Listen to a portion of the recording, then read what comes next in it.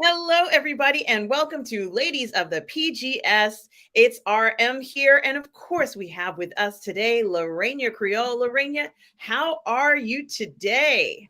I am doing great, doing wonderful. Happy as always to be on the Burnettwork on the Ladies of the PGS show with you. Well, it's always a pleasure to have you here. And Lorraine, something that I'm noticing is how it's actually, at least where I live, it's actually still light outside at this time of night. Like it seemed like it just happened overnight. It's not overnight, but it feels like it just happened. And it feels like really good that it's still kind of light out at this time. So I'm feeling really good. I'm excited about entertainment. You know, you and I just did the most incredible deep dive into Keanu Reeves' career the Yes. other day on our show Toxic Male Appreciation on your channel, and it was incredible. And of course we're going to be talking about this movie that everybody is talking about, this highly anticipated, Can't you know, wait. cannot wait for this new John Wick film, which comes out, I think it's Friday's the official release date, but for many of us, we have tickets to go and see, the movie before that. And I'm sorry, you're going to see like women's clothing. So I apologize. I'm not wearing that. That's for my mom. At least Yes, that's the what I'm telling people. ads. And we've seen, this character that Keanu Reeves has developed. First of all, you and I talked about Keanu Reeves. Like I said, we did a deep dive into his career, a career that has pretty much spanned a good portion of his lifetime, and he has been absolutely spectacular. I'm so impressed with what he's done. Kind of taking a walk down memory lane for Keanu Reeves, who really just has kind of, I feel, done such a great job with this John Wick character. You've done the watch parties. I've been to the watch parties you've had on your channel, and we've just been so astounded at how he can perform and pretty much how dedicated he's become to making this character great. I love the fact that he is a mature man, and we're seeing mature men do mature things, Lorena. We're seeing them kick ass. This is another toxic male appreciation situation of where we're seeing men in more of a traditional role. And here, Mhm. in this article, they talk about how this is an older article. He's hunted by the entire world. But it seems like John Wick, the character, seems to overcome so many incredible obstacles. And if anybody can play this character, it's going to be Keanu Reeves, right, Lorena? Absolutely, absolutely. With just how much training that he's had, especially given how we've seen him in movies like The Matrix. We know he is definitely up to it. He's got that star power, he's got the credibility with all of the martial arts moves that are in this, like you and I were talking about, especially during our watch parties. One of the things that we've noticed is we'll see martial arts scenes that we know we've seen from other excellent martial arts films. It's like the hand-to-hand combat is absolutely realistic.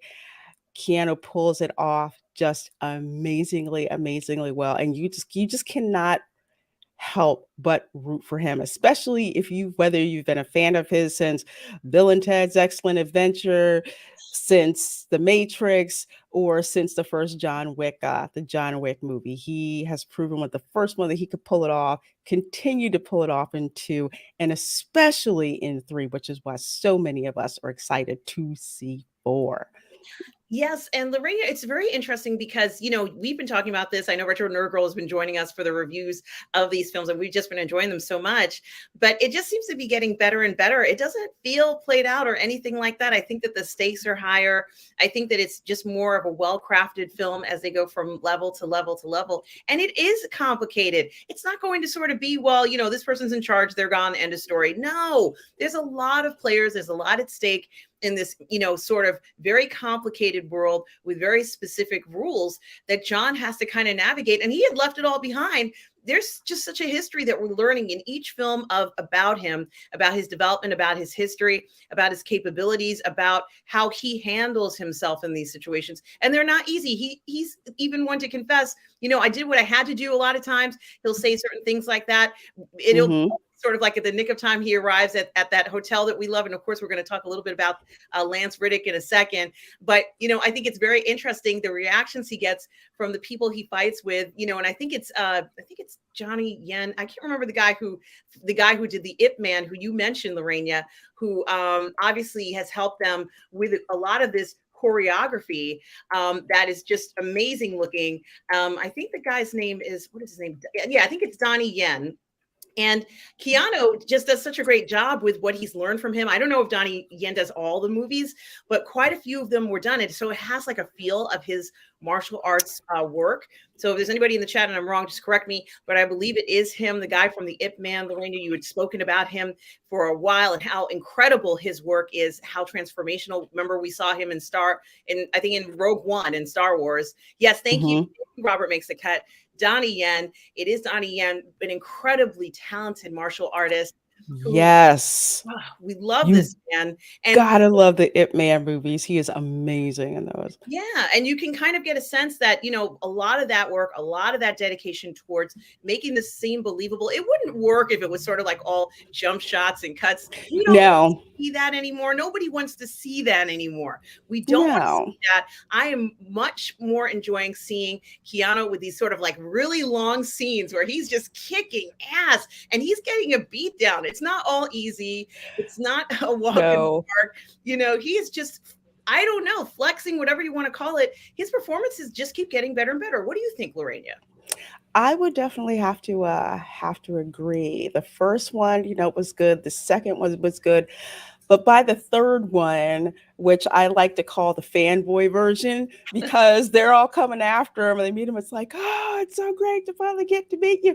And it's like this Jackie Chan humor that is in it, but the fight scenes are anything but. They are, such a level above. It seems to increase with every single film. But like I said, some of the best martial arts movies that you've seen, you'll see callbacks to specific ones. Even when he takes dude's jacket and pulls it over so he can't move. I'm like, yeah, I've seen that move, before too. And the one like where they have to fight like 2 or like 3 people at the same time. And I think one scene I said, watch, he's going to use that guy so he gets stabbed with a katana instead. And sure enough, he did it. But it's so believable. And that's the thing, like you were saying, no jump cuts, because any true martial arts fan is see jump cuts. Nah, that's not legit. We need to see the whole entire fight. And not only just the fights, but I think we also talked about the scene and how the scenes are so important, and how it's not only is a fight important, but where the fight takes place is important, which just heightens up the tension. And he's amazing in this. I mean, I say it a lot, but it is very true. He's legit. He really is legit. And Stavros, I agree with you. The Wickerverse or the Wickverse staying strong. It certainly is staying strong. Lorena, this film is 2 hours and 49 minutes long. And the people who are at South by Southwest, and I kind of have South by Southwest in the headline here because it's what's happening right now. It's pretty much the only thing that's going on right now. Had the pleasure to see it. And they talk about it, I don't know whether it debuted there or not, but what I do know is that people who saw it, they said here, it says, it takes the franchise to new levels of action and length, meaning that it's a much longer film. I just absolutely love how Keanu really is just kind of keeping this amazing persona of John Wick alive. And I'm sorry about the Grogu thing. Really sorry. Yes, they have a Grogu Yadro. Okay. Yeah, I'm looking at that. I'm like, I'm really not trying to go down that rabbit hole anymore with Ladro. Don't say it. I know. They even have a Snoopy. Okay, I'm not saying anything else. Yeah, look at him. And okay. I saw the gator. The gator's nice too. But I think that, a lot of it has to do with his approach to what he's doing with this film. Here it even says more. That seems to be the mantra for the 4th edition in the wildly successful John Wick franchise. There is certainly more action with a whooping 14 action sequences, nearly 4 times the amount in previous Wick flicks. I like that. Wick flicks. Yeah. Wick flicks and chill. Isn't it cool? It's like, it is really becoming its own entity. More locations, including a Bond-like global journey from Jordan to Japan to Paris. Oh my God. They're going everywhere. I Oh my can't. gosh. This is so good. And like so many recent films, more running time at 169 minutes, which is 2 hours and 49 minutes, I think, only because that's what I remember seeing. And you will want to stay right to the end of the end credits to get the most bang for your buck. Says it is indeed progressively getting longer, and they say bloated, but I don't really care. Yeah, I don't. I think there's more going on to this. It says it never slows down, remains a feast for fans of star Keanu Reeves' command of his martial arts slash gun. Gun food. Car food. Yeah, that's true. No, car Yeah. food. You know something? You know what's really interesting about this is talking about sort of like weaponry, kung fu, using the car. Even in recent years, we've seen movies that are known, like for example, The Fast and the Furious, for their car moves, their car fu, if you want to call it that. And there's been criticism because some of the moves I heard people say, well, that's impossible. Like we can accept some impossibility, but when the film itself, even if it is successful, sometimes you see stuff and you're like, yeah, I wasn't that impressed with that. But I have a feeling we're going to be amazed by what they do in this film, Lorena. As it says here, martial arts, gun fu. We have seen a lot of weaponry. I think honestly, Yes. Lorena, I'm learning. I am learning more about weapons than I have in ages. And I would kind of really like to see, and I'm not going to lie, I do like to see the men holding guns and kind of like putting the bullets in them. Like I do enjoy this, seeing these guys do this. And of course, we will talk about Lance Reddick, guys. We are certainly not going to, we cannot ignore his contribution to this series. But I have to say, Lorena, it really is interesting because in a time when we would expect certain genres like the Fast and the Furious maybe to have a better performance when it comes to, let's say, their car fu, or James Bond have a better performance, let's say, to his Paris to Berlin versus Japan versus to Iceland fu, or whatever you want to call it, we're not necessarily getting that from them. Maybe we're getting it in John Wick. I mean, it's very interesting. I think that's what keeps people coming back. What do you think? I completely 100% agree. And like I've said, when we've been doing our watch parties, Keanu Reeves' character, John Wick, you notice how many suits he wears, how absolutely tailored they are. Even when I'm like, are they going to put Kevlar inside this? And sure enough, dude put that together for him, hooked it up. And, you're just your classical tailor, just like you would see in a Bond flick. And he does that with all the weapons that he has, with, the resources that he has, with, the guns and the ordnance in different kinds of places where you would never quite expect it. People that he's got to help him out that you didn't think that he particularly did. And you find this stuff out. It has that excitement of the Bond series that honestly, I mean, I liked Skyfall, but by that time it was running out of steam, and I didn't see No Time to Die because what we were missing in the Bond series is what we're getting in John Wick, but on steroids in a way for it. Because Bond, he had some weapons, he had Q to hook him up with the gadgets and everything. But with this one, how many guns have we seen? How many different bullets have we seen? How many, it's punched up, and that's what we love from Bond. Action, hot, sexy, nasty action. That's what we want. Bigger explosions, bigger escape scenes, all of that. Especially car chases. What's a Bond movie without a crazy ass car chase in it? You are like me. I want someone to throw me in a car and let's just go on down wherever we're going. Let's, have to race as fast as we can. I'll hold the wheel. If he has to shoot, I don't care. This is, and as I like to say, every girl is crazy for a sharp dressed man. And Keanu Reeves is no exception to this. In this film, we get all of that and so much more. We also get his, I'd say, very specific Keanu Reeves machismo with the slightly long hair. Mhm. He's even a little demure, he's keeping his emotions in because he has to, because he's John Wick. But it's probably also Keanu Reeves, just an incredibly nice guy, Lorena. So much of this coming through. And the John Wick character really is that person. I'm sorry, guys. I'm so sorry. They always, I can't close that. But anyway, what I was going to say, Lorena, is that it's been so exciting, so much fun to think about what we're going to be getting. The anticipation of this is very, very high. And there really Mhm. isn't anything out there that's really close to this. And it is very interesting. It's not just, of course, Keanu Reeves who is making this film magical, but the ensemble of actors. Yes, that's the other thing because you have some actors that are unknown, but when you're bringing in the likes of, I believe it's Ian McShane, right? Yes. Yeah, you have Ian McShane, in the mix. You've got Lawrence Fishburne showing up. Now, those two he and Keanu teamed up for the Matrix. So, Mhm. you see him. You see every person has a reason for existence in the film, and every person has an impact. Like I say, I joke about the fanboys in John Wick 3, but it was true.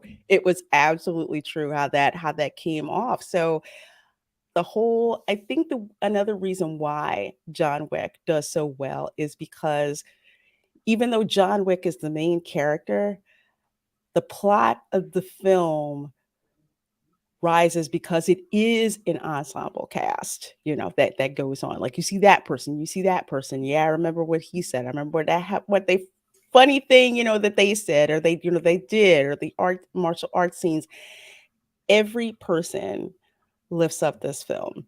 And I think that's why people are so excited and just like, who's gonna guest star next? Like the third one, I didn't know Halle Berry was in it.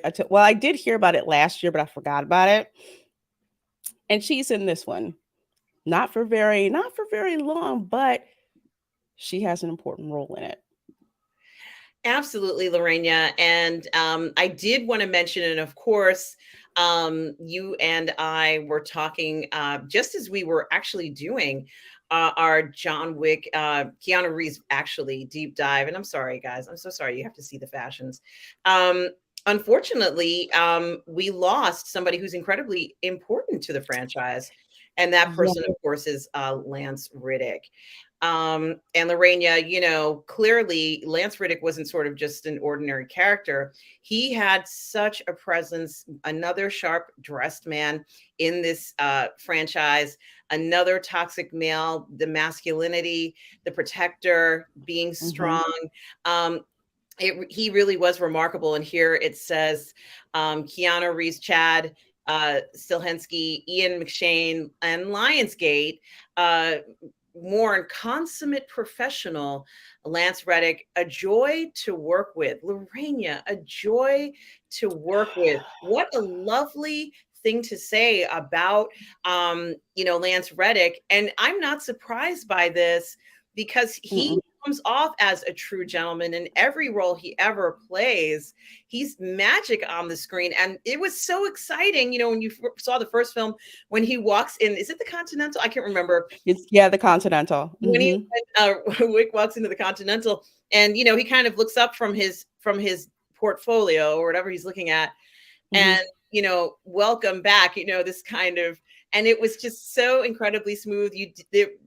It didn't need an overly long description. You knew exactly what was going on here. He knew the deal, and it was incredibly important. The role that he played here was incredibly important. The last film that we saw, I think it was the last one, where they had removed, sort of this protection from Mhm. from the Continental, and of course, Lance Reddick had to get into action. Uh, Mhm. Also, we got to see, sort of, I called it the trophy room, but it was more like an arsenal in that safe. So clever. Ian McShane hiding out in there and Mhm. saying, oh, get me out of here when it's over, Yeah, just, and drinking his bourbon and just chilling, smoking a cigar. Like, yeah, okay. and Tell the me when it's over. weaponry. And Lorena, you and I enjoyed this so immensely, getting to see, both of them, Keanu and of course, Lance, handling this weaponry. It's hardcore weaponry. It's not ordinary. We're talking about hardcore machinery as well as ordnance, if you will. Mhm.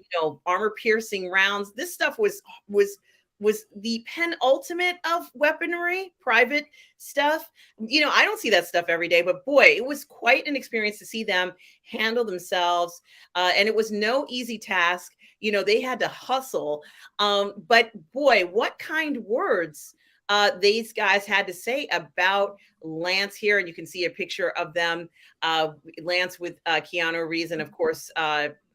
Chad Stahelski there. And they said that there was a tribute pretty much a week. And, the timing, Lorena, is quite tragic.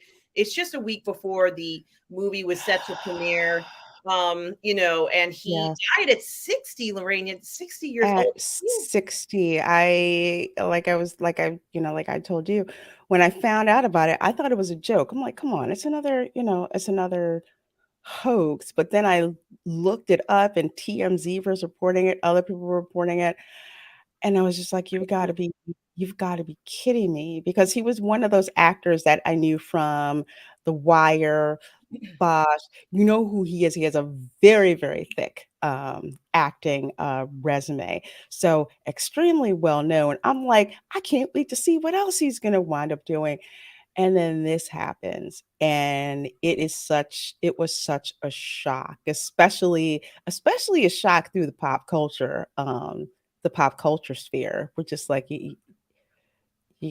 this can't be, this can't be real at all. But it's so sad. But you know what? I'm glad that we got to see and appreciate these films when he was alive, and it's still captured. We get to see him not only in John Wick 4, but you will also see him in the Ballerina spinoff as well. Yes. Yes. You're right, Lorena. And I'm just gonna quickly finish reading this. I do have another article about the cast from The Wire talking about Lance. Here it says, we are deeply saddened and heartbroken at the loss of our beloved friend and colleague, Lance Reddick. He was the consummate professional, a joy to work with. Our love and prayers are with his wife, Stephanie, his children, family, and friends. We dedicate this film, the film, to his loving memory.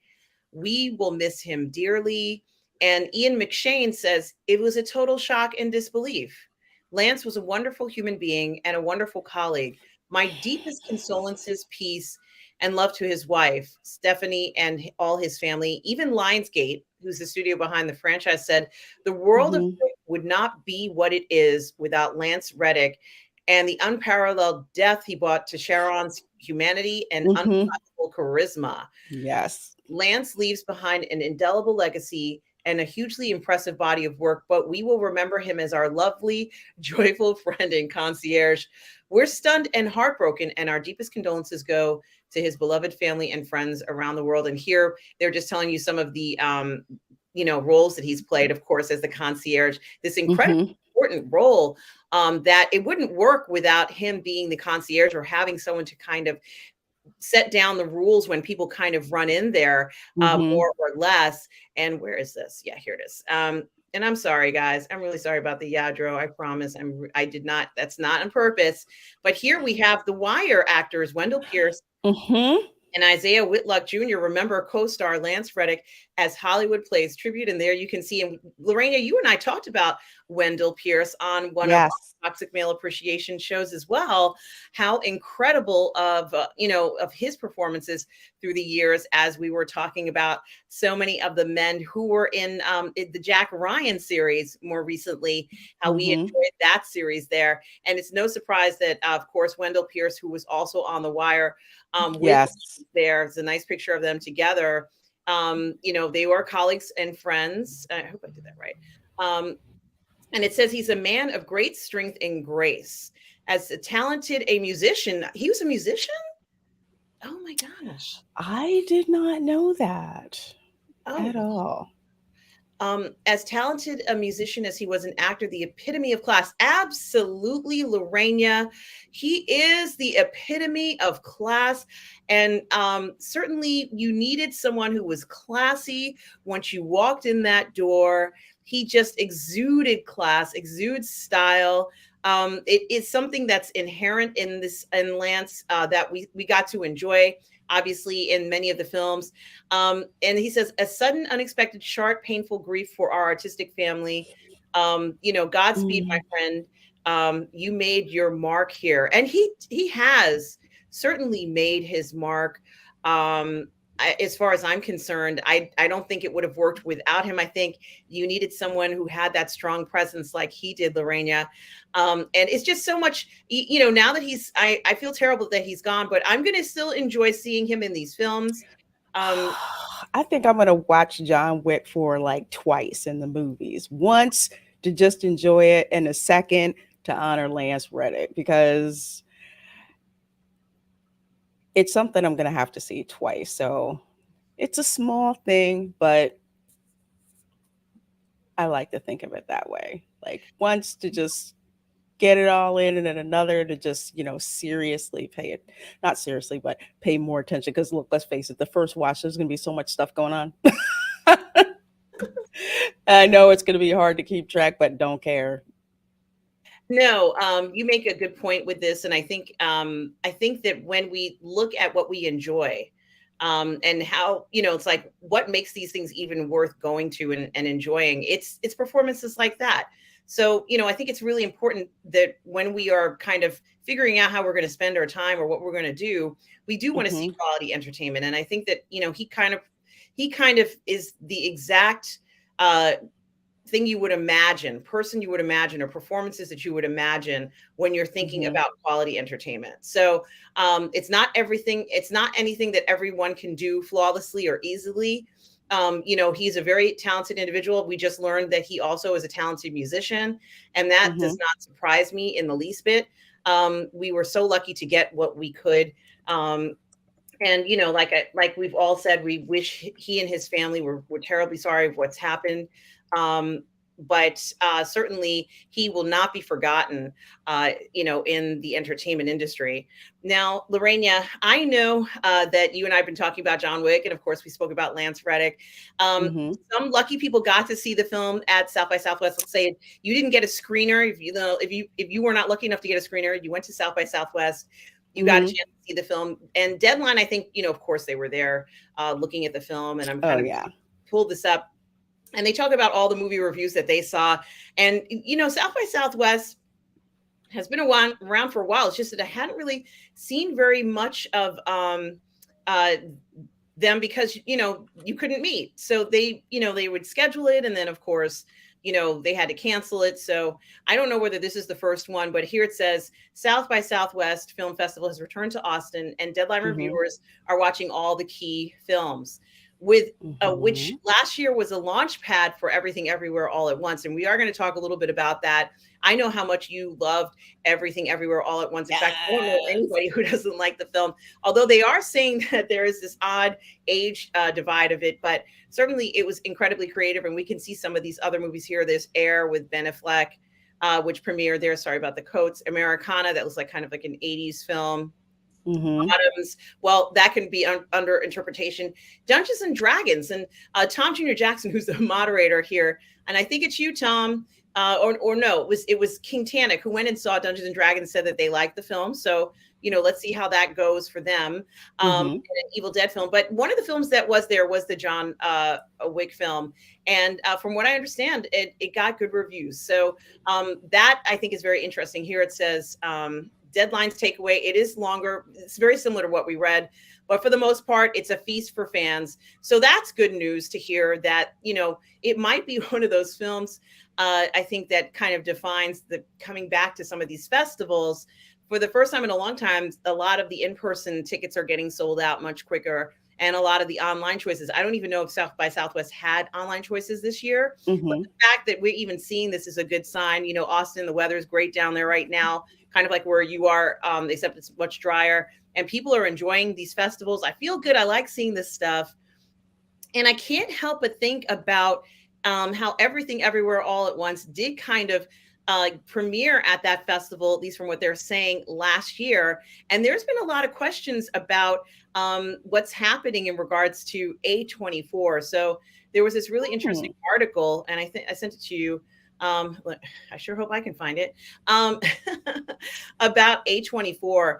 And, I just thought it was very interesting because I think that when Everything Everywhere All at Once, which is undoubtedly a science fiction film to me, I Oh don't know. yeah, no doubt.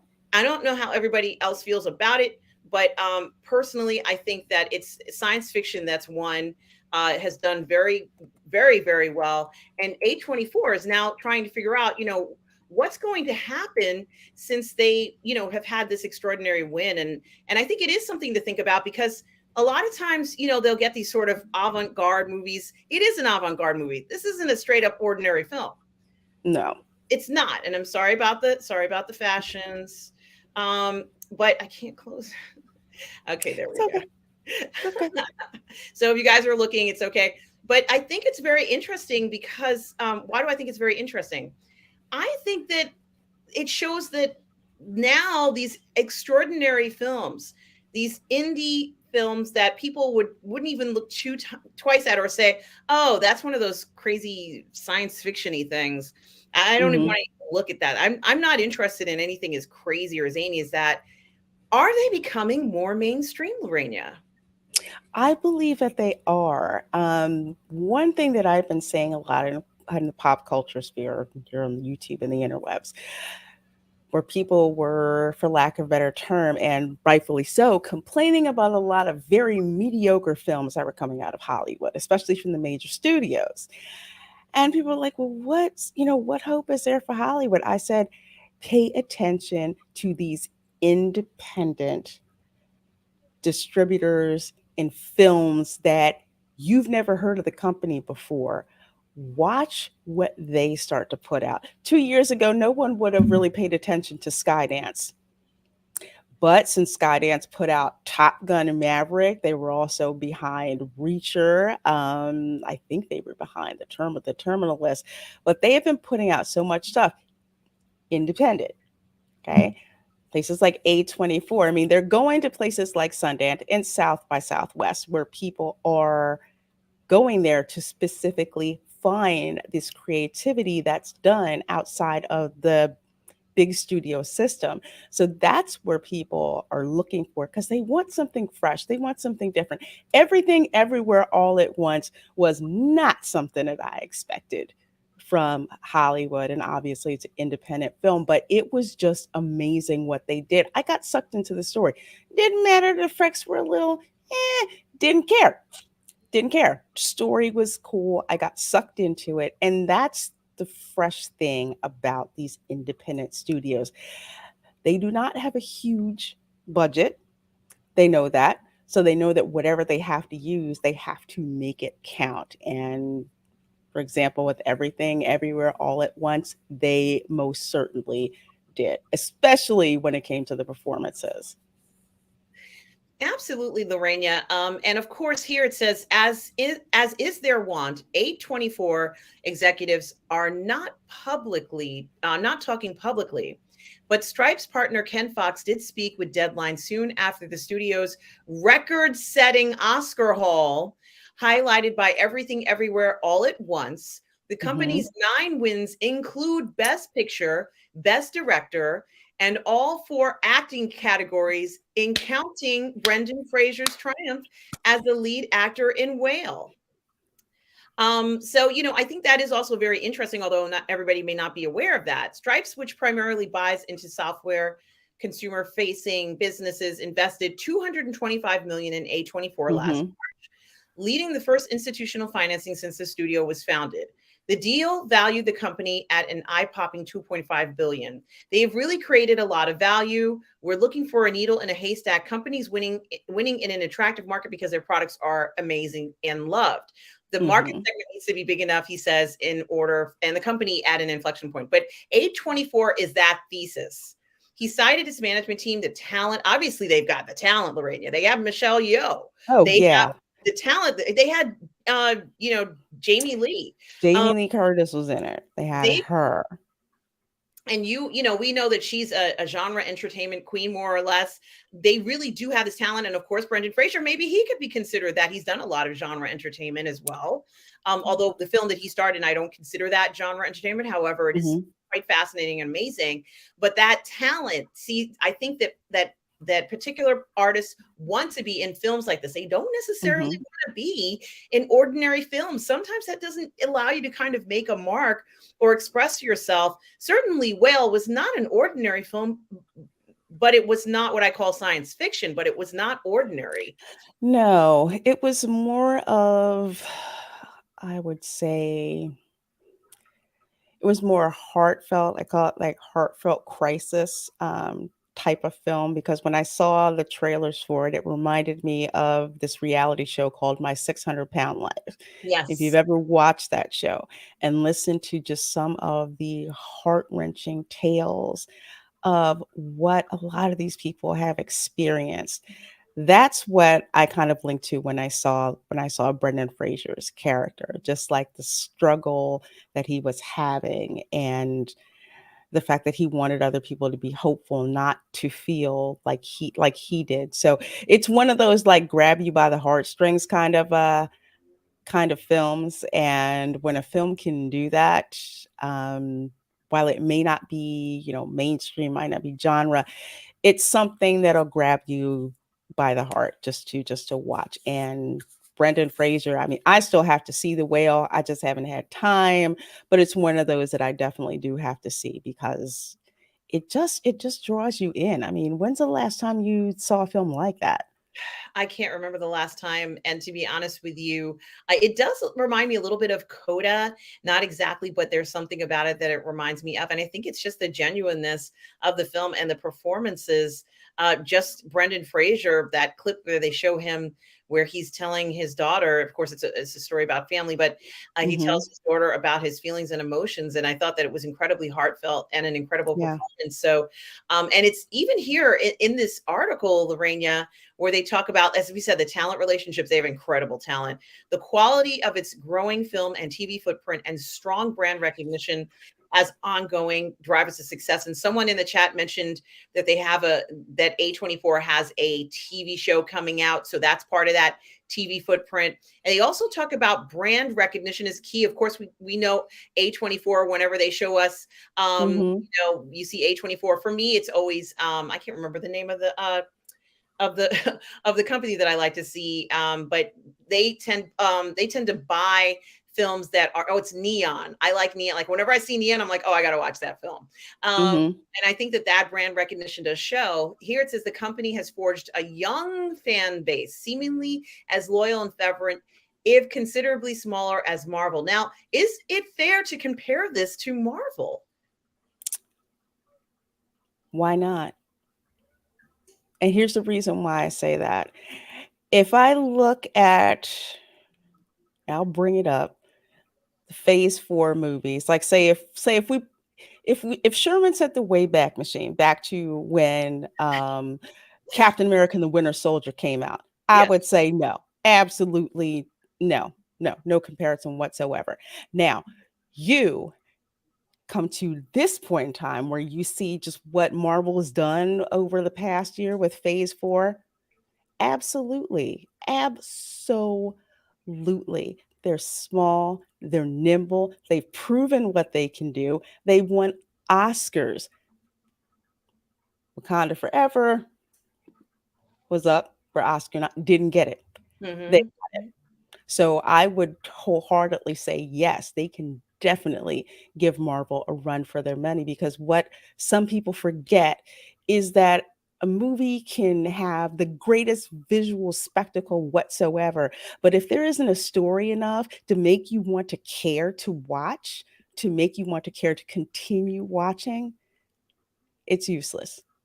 So a movie like Everything Everywhere All at Once, made on a shoestring budget, and Mm-hmm. just by word of mouth, people were like, "You have got to see this movie."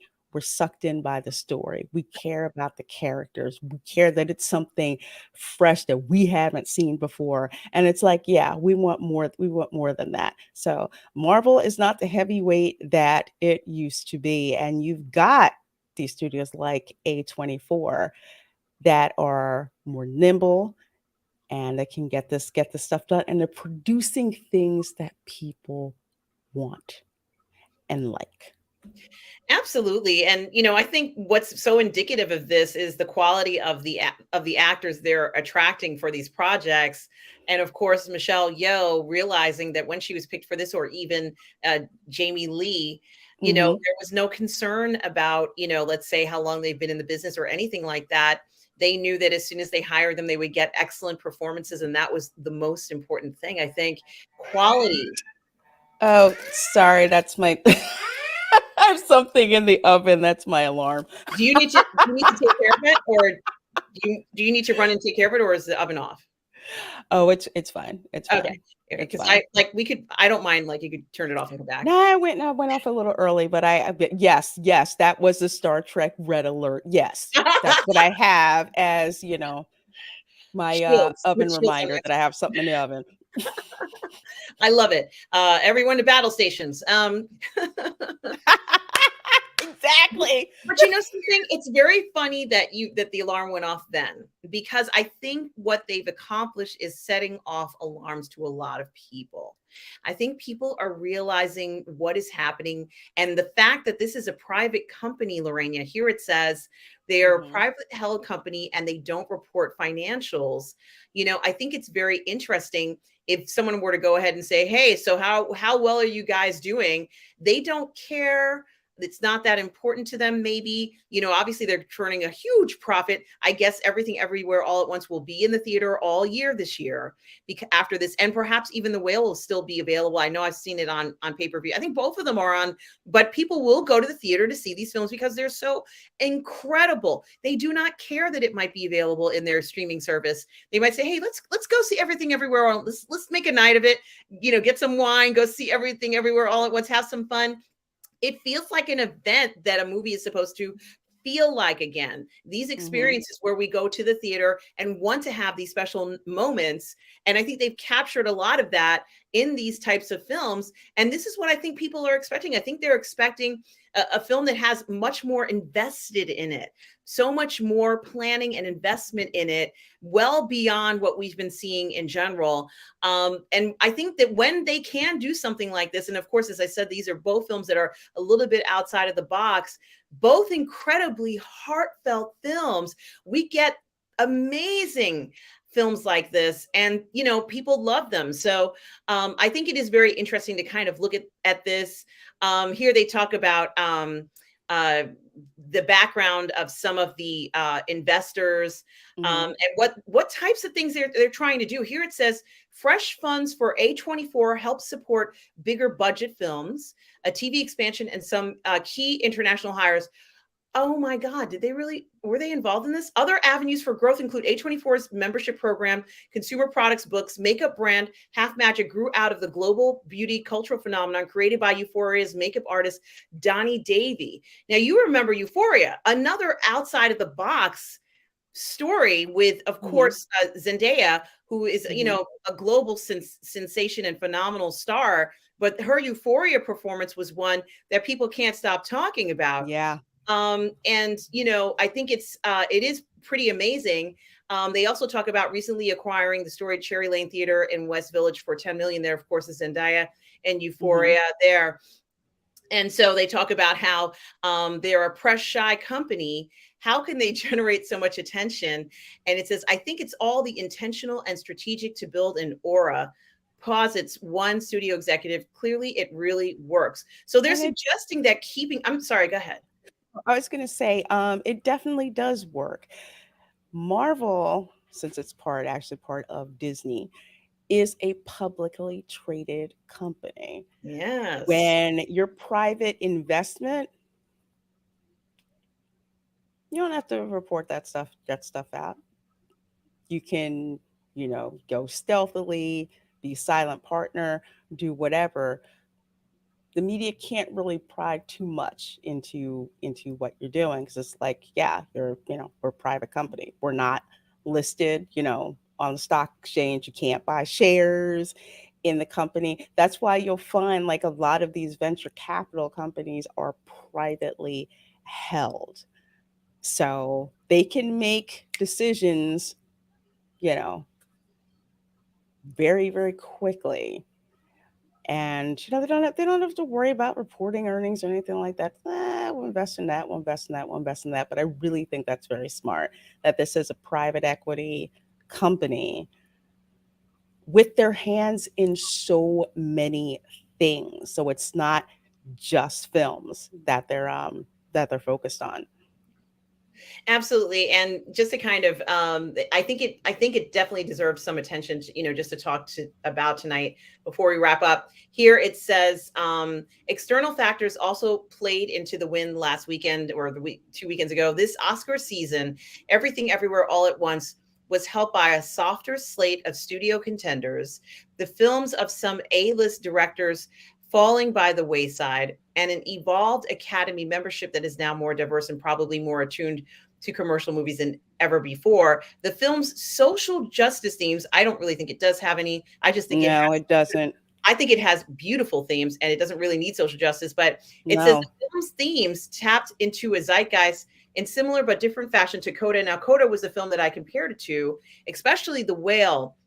I felt that The Whale has a simple nuance to that I felt when I watched Coda. Let's say I haven't seen The Whale. I'm saying that I'm looking at it. It reminds me of Coda, which of course was the winner last year, and the Hmm. Coda won out over what would have been considered a very avant-garde film, which I constantly get the wrong name to. Help me, Tom Jr. Jackson. It's something called Something of the Dog, that won champion won for Hair of best. the dog. Oh, wait, no, was Yeah, it? Was that? something Was like it? that. Something of dog, something dog, or wag the dog, or no, not wag the dog. No, that was another movie. She Tail won. of the dog, hair of the dog, something of the dog. The film was actually pretty good avant-garde wise, but what happened in that film, Lorena, was something that we see often these days, where just a bunch of thank you, Tom, it's Power of the Dog. Thank you, Tom. What I thought was really interesting is that it was the favorite, Lorena. Power of the Dog was the favorite, and it lost out to Coda Hmm. for a number of reasons. They said that the Academy felt like they wanted to have a happy ending story, which Coda is. But I think the real reason was because there was so much publicity around the message of Power of the Dog. And it was heavily pushed by the studios, as far as I'm concerned, to Yes. send out a specific message. And you kept hearing stars saying things like, well, the problem with men and women is X, Y, and Z.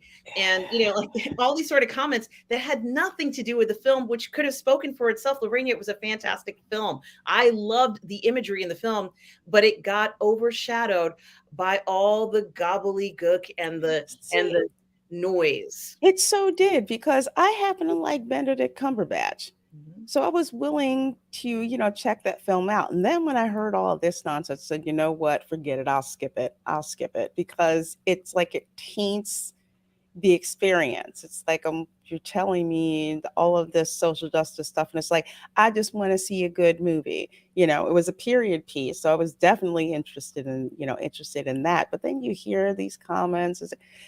It's just like, just let the art speak for itself. And I think this is why, not to ramble, but I think this is why a lot of casual viewers of the movie going audience gets annoyed. There used to be a time when artists would put their art out there and let you, the viewer, make the judgment call. If you got it, great. If you didn't, you didn't get it. But they would trust the audience to enjoy it and make up their own mind, not prejudice them against, to go see it because X, Y, and Z, or this, that, and the other thing. That lack of trust is what I don't like. And I think that's also one of the reasons why movies like The Whale and like Everything All at Once they trusted their audience, and it paid off big time, because how many people have been talking about the whale, talking about everything everywhere all at once? I mean, Mhm. outside of those two and RRR, I had no idea what those other stuff was at the Oscars. Well, I have one other comparison for you here, and of course, Lorena, you have heard about the Banshees of Inisherin. I know you've heard of that film. Yeah, the Golden Very Globes. That was the first I heard about it. And that particular film reminded me of Power of the Dog, except there wasn't all that conversation around it.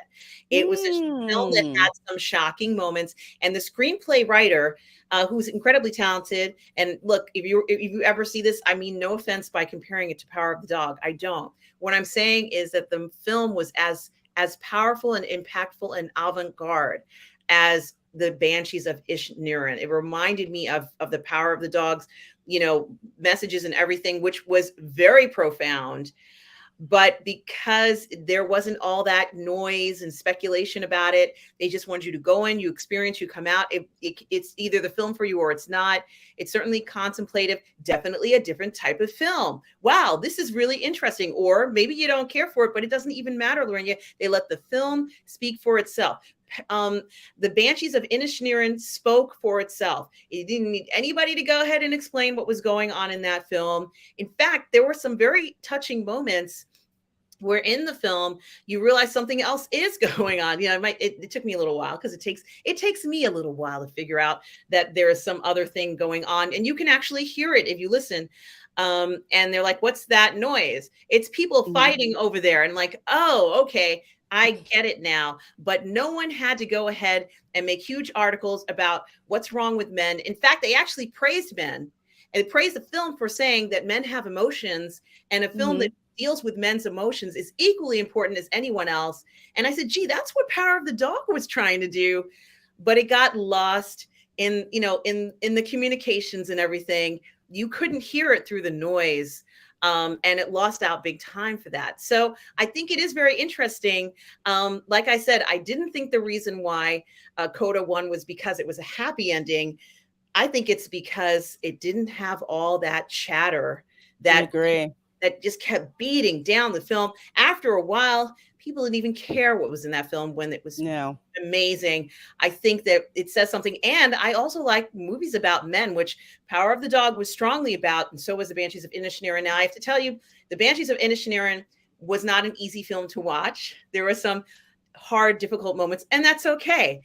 I can take it when you give me a quality film, and I'm fine with it. So, Lorena, it's what an amazing night. Certainly you and I are going to go and see John Wick later this week. And, both you and I are probably going to be reviewing this maybe on your channel or here, wherever you want. But I have to say, it's been such a pleasure doing Ladies of the PGS with you tonight. Lorena, where can people find you? Well, folks, you can find me on Twitter, where I kind of break the pop culture news as it comes, comes across my feed. You can find me on Instagram, and of course, you can find me on YouTube doing various videos and live streams, of course, some with other folks, some with of positive fandom. And this evening, actually in like 7 minutes, we have a video premiering, which is the watch party that Retro Nerd Girl and I did for John Wick 3. We had just crazy commentary and reaction to this film. Again, you get to see it full film change, so we can actually show it to you on YouTube. So definitely do check that out. It's on my channel at 7 p.m. Eastern video premiere. Hope you guys like it. Definitely get you hyped for John Wick 4. And Wednesday at 8:30 p.m., of course, is the Dark Council, which is on Fatal J's channel. So I'll be on that channel as well. And of course, here on Mondays for Ladies of the PGS. Absolutely, Lorena. And guys, please do subscribe to Lorena Creole's channel. The link is here. It's actually in the chat. It's also in the video bio description and everything. So please do that. And guys, remember, Lorena is an expert on the parks. If you want to find out what's going on in the parks right now, go to Lorena's channel. She streams live from the park, so you know exactly what's going on there. And guys, please do also subscribe to my channel, Yes. Positive Fandom, where you get all the parlay in the fandom. I am streaming Hogwarts Legacy every day for this as long as I can until I think maybe I'm Thursday. so behind on Hogwarts Legacy.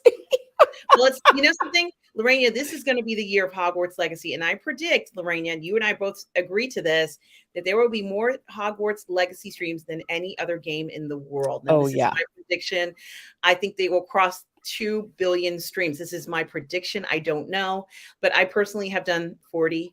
And I'm going to continue to stream Hogwarts Legacy for the rest of the year. Even when I'm playing Jedi Survivor, I'm still going to be streaming Hogwarts Legacy because it is so much fun. And It you and truly I is. are anticipating that they're going to have Quidditch in there at some point, and that we are going to get some multiplayer downloadable content at some point. That, you know, it's gotten such a great response and been such a success. So there is that. But I also have guys, watch party for the Mandalorian in, you know, in the wee hours of the morning, as well as for Picard here on the Burnettwork. So do guys, please check it out. Lorena and I are doing our Saturday horror films. We just did Smile, which was unbelievable. Oh my God, it was so good. And you Woo! guys, it was amazing. But I did just want to thank Tom Jr. Jackson, moderator and collaborator of the channel. Tom, you are the best. Yes, Tom, you are Also, awesome. do absolutely, guys. Make sure that you subscribe to Tom Jr. Jackson channel. I don't see your link, Tom, but I know you are there. Thank you, Tom, for helping me out. We are all goof people. And guys, I hope you all are well out there. You know, we got a lot of interesting entertainment coming up this year. So please do check out all this stuff. And we enjoy seeing your comments, everybody. But yeah, maybe it won't, Monkey Jeebus, but that's okay. It's been so much fun, right? Have you been playing it? Oh, Let us it's know. yeah, there's different games for everybody. Like, Fortnite, not my favorite thing. But, I hang out with my friends on it. So, Mhm. there is that. And I think I think Fortnite is a great game too. You know, it's not my choice, but I think it's wonderful. A lot of people enjoy it. We are happy. We're gamers. We like to see gamers Yes. happy. Gotta try it anyway. That's right. So, guys, thank you so much for watching. Lorena and I so appreciate it. And once again, Tom, thank you for your help. And guys, remember, no matter where you are in the galaxy, always remember to please be kind. Take care, everybody.